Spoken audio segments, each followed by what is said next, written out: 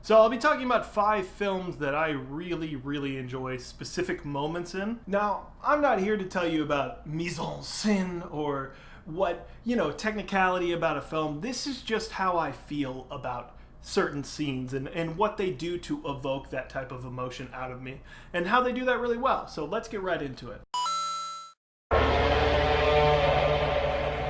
And of course, the obvious one that you all came here for is Spiderverse.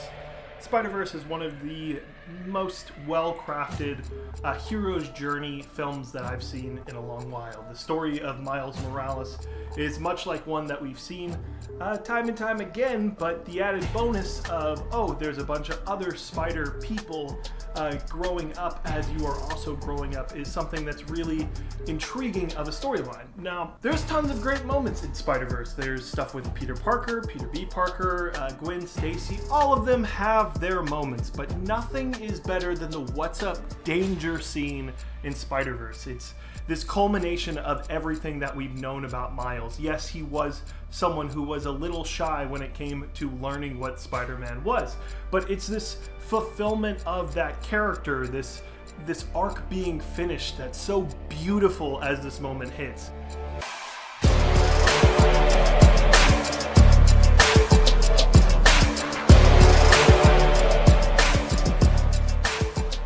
Spider-Verse does this really great concept of anyone can wear the suit. But at the end of the day, this is about Miles Morales and how he specifically can wear the suit, how he can embody Spider-Man. And there's such a beautiful moment to cap it all off where he's just staring over the city, rips off the mask, and there's just this beautiful smirk that just shows you, yes, I can do this, I can handle this. And then just smacking the Miles Morales Spider-Man comic book right on top of everybody else's storylines to show, yeah, it's about them, but also it's about my story as well. And I think it's an incredible use of that reoccurring imagery where they've shown all these storylines and they've had to do backstories, but Miles Morales. You know what he's been through to get to this moment, and that's what makes it feel all more powerful. For my second scene, I want to talk about Spike Jonze's Her. This is, of course, starring Joaquin Phoenix, and I could get into all the technicalities of the performance, the incredible score from Arcade Fire, but no, none of that. What did it make me feel? Now, I have gone on record to say Her is a fantastic sci-fi film that really slowly shows our degradation of what it means to be a human with technology and how it sort of takes away from that. That is what I thought. Now, revisiting Her, there's a little bit more positivity that I was going to. This moment right at the end, so again, spoilers, this moment at the end is pivotal to Theodore and what we sort of learn about the film. When his AI girlfriend goes away, it's devastating. You see him go through heartbreak, loss, and ultimately a little bit of humility because, he had been experiencing what everybody else was experiencing at the same time. But what's so captivating and a sign of positivity at the end is that his humanity is still there, and maybe even more so than the beginning of the film. Joaquin Phoenix doesn't address his feelings of his previous lover. He obviously has a lot of trauma associated with that. And in doing this final voicemail at the end to her, Poe's letter to Catherine. Letter to Catherine Clausen. it's almost calling out yes, these things happen to me. Yes, they might happen to other people, but that doesn't invalidate my feelings of heartbreak, of love, of suffering, all these emotions that he has felt. He said, I am human, I am experiencing these. And that's what sort of makes it a positive ending, surprisingly. And this is a film that I think you can look at from multiple angles, and really it can make you express anything. But I think ultimately it comes down to, at the end, we've seen a whole movie of two people falling in love with AIs, but it's Amy and Theodore being with each other at the end that really reemphasizes, hey, this made us closer as humans. We understand what we're going through. We went through similar circumstances, and we're more in touch now.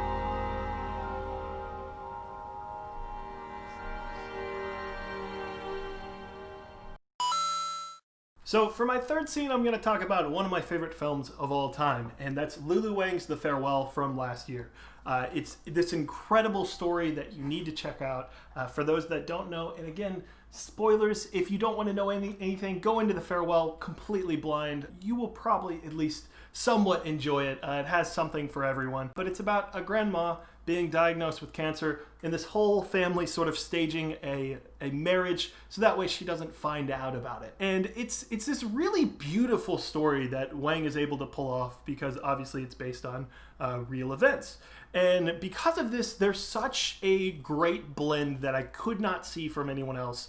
There's sadness and happiness at the same time. And it's almost like a funeral is going on the whole time. You know, I've been to a couple funerals with my family, and even though it's obviously very sad, we're going through a lot of feelings of grief. More than just that, there's a lot of coming together with family that you've known for your whole life. And I think the farewell does this brilliantly in this scene in particular, playing this game and enjoying each other. Right before this, there were really awkward speeches. There were funny moments with the family where they're talking to each other about what they're going to do after. And it's in this moment they almost forgot about the saddening reason that they were there, and they were just enjoying each other. I mean, I'm sure anybody has had a game with a family that they all love playing together, and they get a little bit too crazy with it. And there's this beautiful thing that Wang does afterwards where it blends into this operatic, slower song than this fast-paced poppy song that we were seeing before.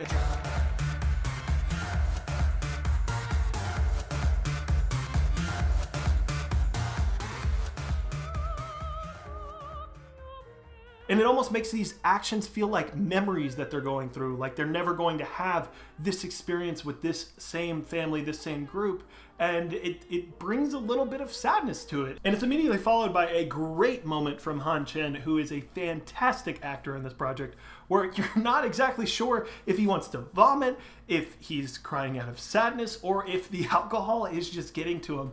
But then you realize everything's settling in on him and all of those emotions are sort of attacking him at once. And there's this beautiful exchange between Awkwafina and Han Chen where they're just sitting there, two cousins that have known each other for a while, that have been apart, but they still care for one another because that's what family does.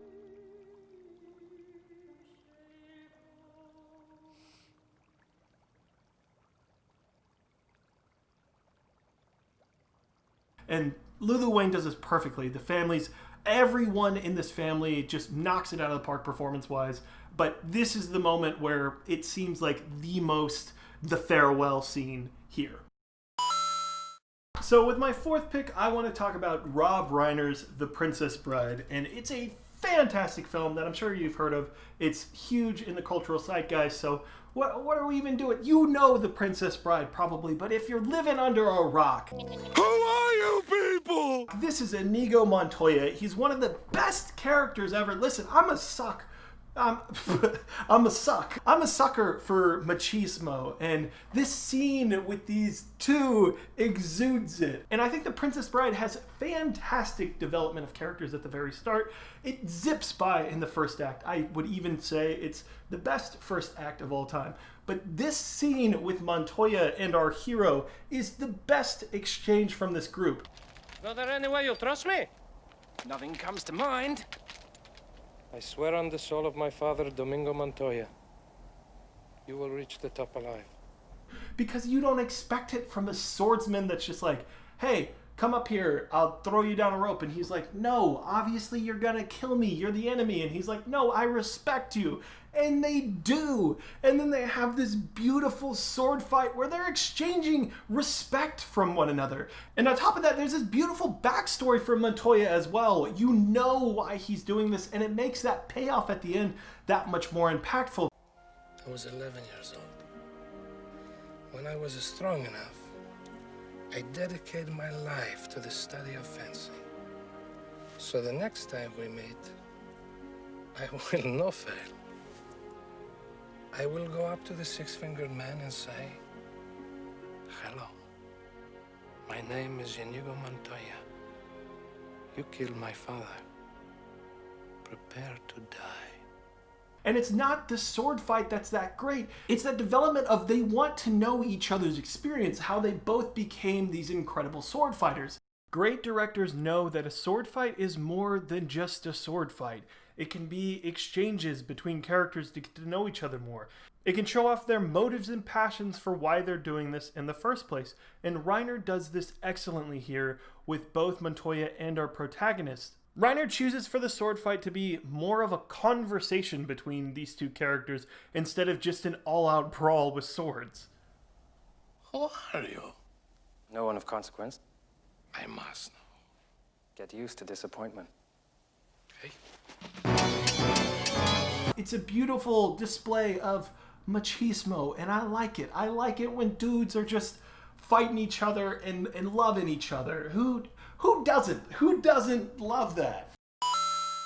For my fifth and final scene, I want to talk about Peter Bogdanovich's Paper Moon. It's this 1973 film set in the Great Depression era, and because it has a little bit of separation from the actual time, I feel like it has something that is everlasting, even though it is technically a period piece, if you will.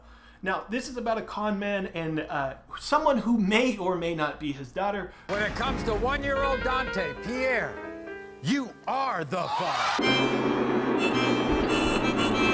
Now, it's important to note that Ryan and Tatum are actual father and daughter in real life, which makes their chemistry that much more believable in this film. Give away Bibles. But they're poorly. The whole country's poorly, I told you before. But Frankie Roosevelt said we gotta look out for him. I don't care about Frankie Roosevelt. But he says it. That's so?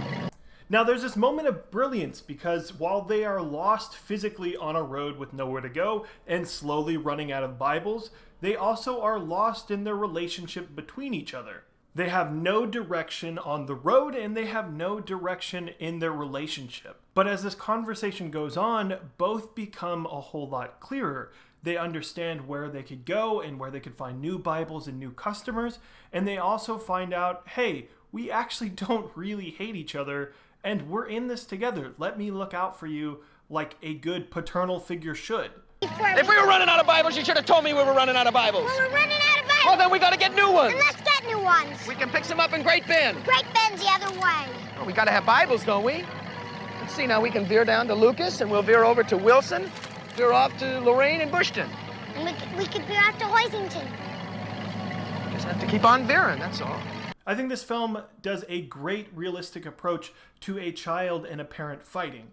There's no point to Moses antagonizing this child, and it only escalates the situation more and more till they start getting to a common ground of the most important thing to them, scheming to make more money by selling Bibles. Even a simple gesture of asking if Addie wants food, Moses slowly shows cracks of sympathy for this child, as he should.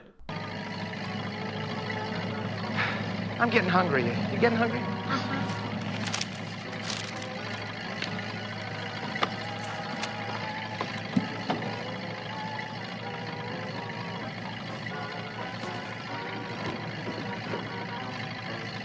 I chose this particular scene in this film because it doesn't really give anything at all away, and I kind of want Paper Moon to be the recommendation of these 5. Think of this like I talk about 4 popular films and then I recommend you one maybe you haven't heard of. Anyway, there's a couple of other videos that I'm working on right now. There's a Foreign Film Friday that I'm trying to get together as quick as possible. It's about a director that I absolutely adore, and I'm working on a book versus movie analysis as well. So make sure to stick around to see all of those, and of course, thank you again for checking out this video. Later, haters!